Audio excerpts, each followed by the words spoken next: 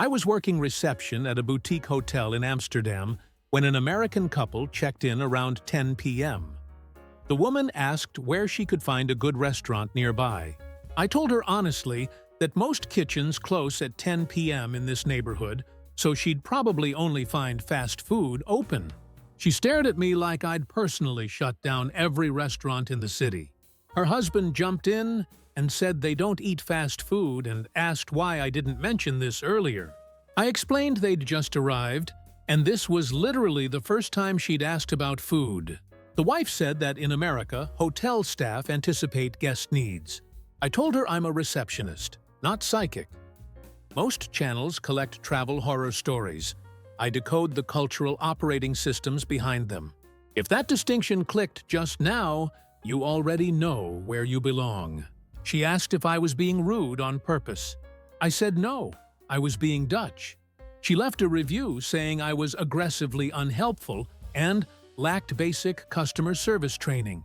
I have a hospitality degree and 7 years of experience. She expected me to read her mind and lie about restaurant hours. My friend works at a pharmacy in Copenhagen. An American man came in asking for recommendations for his headache. She suggested ibuprofen or paracetamol. He asked which one she personally preferred. She said she doesn't get headaches often, so she doesn't have a preference. He looked annoyed and asked again which one works better. She explained they work differently for different people and both are effective. He said he just wanted a straight answer about which is best. She told him there isn't one universal best because everyone's body chemistry is different. He accused her of not knowing her own products. She's a licensed pharmacist. He left saying Danish customer service is terrible. I bartend in Berlin. An American woman ordered a mojito. I made it. She took one sip and said it wasn't strong enough. I asked if she wanted me to add more rum. She said no, she wanted me to remake it properly. I explained I'd made it to standard recipe proportions. She said that in Florida, mojitos are actually good, and mine was weak. I told her she was welcome to go to Florida if she preferred their mojitos. She called me sarcastic. I was being literal, and that was just last weekend. I teach English conversation classes in Oslo to help foreigners practice Norwegian culture alongside language. An American woman in her 30s joined my intermediate group last September. During our third class, I was giving feedback on everyone's pronunciation. When I got to her, I said her Norwegian pronunciation needed significant work because she was applying English phonetics to Norwegian words. She asked if there was anything good about her Norwegian. I said her vocabulary memorization was adequate, and her grammar homework was always complete. She looked hurt and asked if I could find something more positive to say. I told her those were positive observations. She said that in America, teachers use the compliment sandwich method, where you say something nice, then critical, then nice again. I explained that in Norway, we just tell students what needs improvement, because that's more useful than fake praise. If you catch yourself thinking, why does this keep happening? That pattern recognition is the whole point. I track cultural logic full-time so you don't have to, and subscribers never miss these breakdowns. She said I was being discouraging. I was being efficient. The next week, she complained to the language school director that my teaching style was demotivating. The director, who is also Norwegian, asked what specifically I'd said that was inappropriate. The American explained the pronunciation feedback situation. The director asked if her pronunciation actually needed work. The woman admitted yes. The director asked if I'd insulted her or used inappropriate language. She said no, but I hadn't encouraged her enough. The director explained that Norwegian educational culture prioritizes honest assessment over emotional comfort. The American said that approach would never work in America because it destroys confidence. The director pointed out that Norway's education system consistently ranks among the world's best, so perhaps it does work. She switched to a different language school that advertised American-friendly teaching methods. My cousin works as a personal trainer at a gym in Stockholm. An American man in his 40s hired him for twice-weekly sessions. After their first workout, the man asked how he did. My cousin said he had poor form on most exercises, very low cardiovascular endurance, and clearly hadn't been active in years, but that was normal for someone just starting. The man asked if there was anything he did well. My cousin thought about it and said he showed up on time and seemed motivated to improve. The man said that was the worst personal training feedback he'd ever received. My cousin asked what he expected to hear. The man said in Dallas, his previous trainer always told him he was doing great and making amazing progress. My cousin asked if that trainer's approach had resulted in the man getting fit. Long silence. The man admitted no. My cousin said then maybe honesty would work better than fake encouragement. The man canceled all remaining sessions and left a review saying Swedish trainers are brutally negative and lack motivational skills. I work at a clothing store in Helsinki. An American tourist tried on a dress and asked if it looked good on her. I said the cut wasn't flattering for her body type and suggested a different style. She looked shocked and asked if I really just said that. I confirmed yes. She asked how I could be so rude to a customer. I explained I wasn't being rude. She'd asked my opinion and I gave it. She said that salespeople in America always say, "Everything looks great." I asked, "What's the point of asking for an opinion if you only want to hear one answer?" She said it's about making customers feel good. I said it's about helping customers not waste money on unflattering clothes. She said I was being mean. I was being helpful.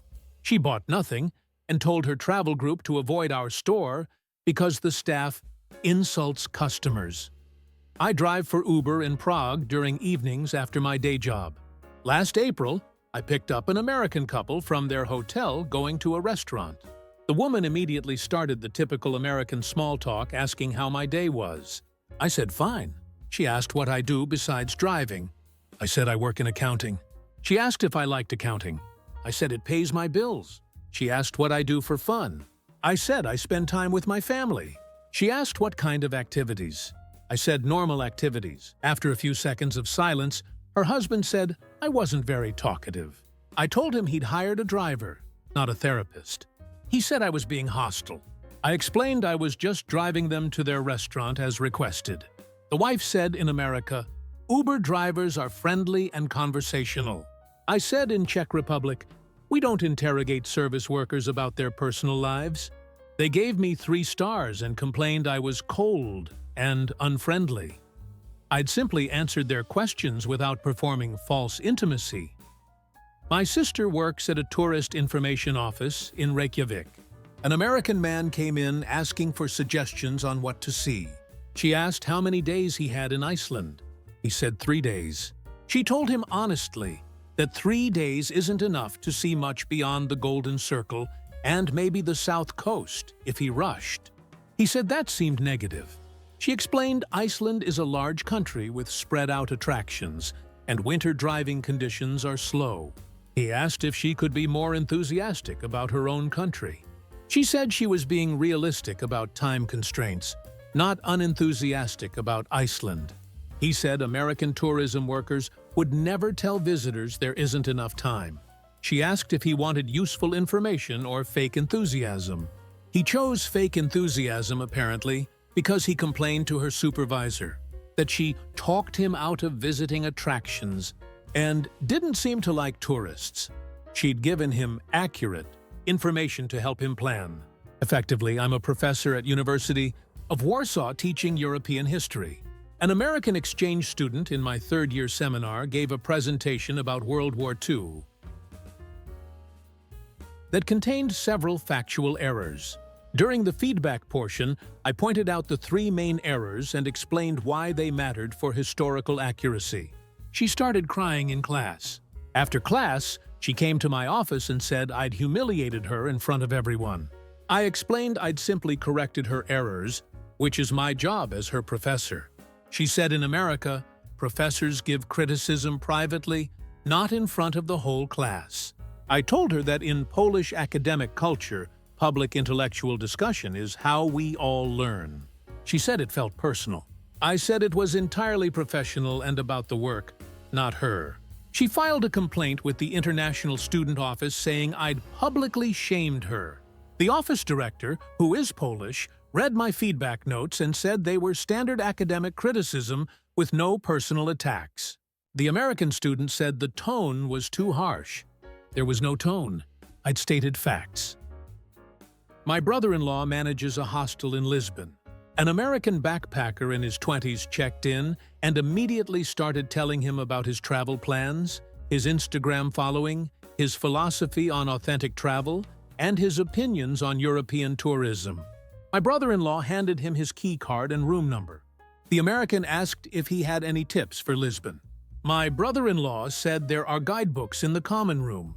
The guy said he was hoping for local insights. My brother-in-law said he's not from Lisbon originally, and the guidebooks are written by people who know the city better.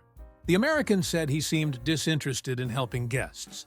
My brother-in-law explained he had 12 other guests checking in, and the guidebooks contained better information than his personal knowledge. The American posted on a backpacker forum that Portuguese hostel staff are standoffish and don't care about creating community. My brother-in-law was doing his job efficiently. I work as a tour guide for a canal boat company in Bruges. Last month, I had an American family of 4 on an afternoon tour. About halfway through, the father interrupted my explanation of medieval architecture to ask if I was enjoying my job. I said it's fine. He asked if I loved living in Bruges. I said it's convenient for work. He asked what I loved most about Belgian culture.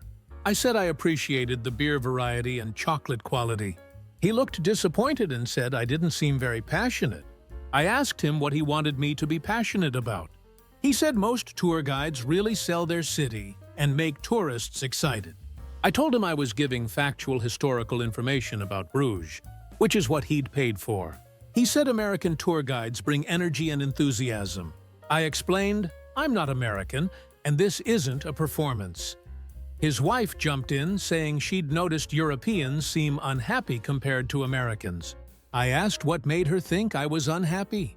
She said I wasn't smiling much and my tone was flat. I explained that in Belgium, we don't smile constantly at strangers because that would seem fake. She said smiling is just being friendly. I said forcing facial expressions you don't feel is dishonest. She argued that positivity is important in customer service. I told her I was being positive by providing accurate information in clear language. The father said I was proving his wife's point about Europeans being negative. I asked how providing historical facts about architecture was negative. He said it was my attitude. I asked what specifically about my attitude was problematic. He couldn't articulate anything specific. The teenage daughter, who'd been quiet the whole time, finally said, maybe I just didn't perform happiness the American way, and that didn't make me unhappy or rude. Her parents told her not to be disrespectful. She pointed out I'd been perfectly polite and informative the entire tour. I thanked her for her observation. The father left a review saying I clearly hated my job and brought down the mood of their vacation. I'd given the same tour I give every day, with the same information delivered the same way. Apparently, not grinning like a game show host equals misery. They wanted me to perform emotional labor that had nothing to do with the actual service they'd purchased. I gave them a knowledgeable tour of Bruges' history and architecture. They wanted a theatrical production of fake enthusiasm. The difference between European honesty and American customer service isn't about being rude versus polite. It's about whether you prioritize authentic communication or emotional performance. I'll keep mapping these culture clashes whether you subscribe or not, but the people who do are the ones who want to understand the world, not just travel through it. And somewhere right now, another American is asking a German cashier why they're not smiling. And that cashier is wondering why they should smile at a complete stranger who's just buying groceries.